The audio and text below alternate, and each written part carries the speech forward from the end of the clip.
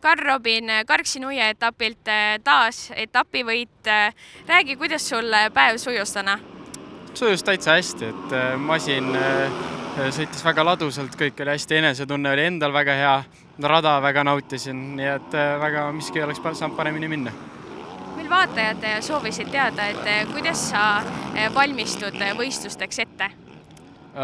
Võistlusteks no pikas plaanis on ikkagi trenn, et jooks, jalgratas ja jõusaalis üldfüüsiline ja jõutrenn, aga tavaliselt päev enne võistlust ma tavaliselt trenni ei tee, et lasen kehal lõdvestuda, puhata ja täpselt enne võistlust üksikud hommikud, kui on energiat vähe, siis teen väikese sörgi, aga üldjuhul tavaliselt ikkagi kerge smuuti, banaan ja starti. Aga kuidas sõitudeks ette valmistud? Sõitudeks ikkagi ka samamoodi, sõitude vahel banaan, smuuti, et siuke kerge, aga korralik toit ja siis soojendus. Ma olen näinud, et sa alati tuled, kui sa tuled siia uutealasse, siis sul on alati klapid kõrvas. Jah, ta on siuke enda asi, et eks närv on ikka see enne igat starti, kui oleks midagi valesti.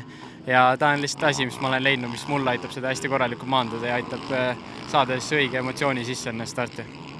Kuidas sulle Karksi-Nuie rada meeldis?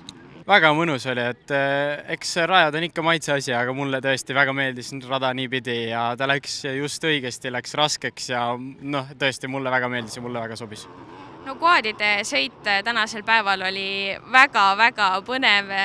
Sul konkurent Ameerikast Kevin Saar oli ka kohal. Kuidas sa ise võib-olla tunnetasid, kuidas närv täna vastu pidas? Pidas ikka hästi, sest kokkuvõttes on ikkagi see, et mina ei kontrolli, kuidas tal sõit läheb, et ma teen ikkagi iga start, vahet pole, kes on konkurentsis, teen enda sõitu ja eks tulemus kajastab seda, kuidas läks. No Kiviõli etapil sa ütlesid, et sa sõitsidki mingit kindlat ringi aega, sul isa näitas, kas Karksi-Nuies täna oli samamoodi? Ei, siin ma ikkagi andsin endast iga ringiga kõik ja ei jätnud mitte midagi rajale.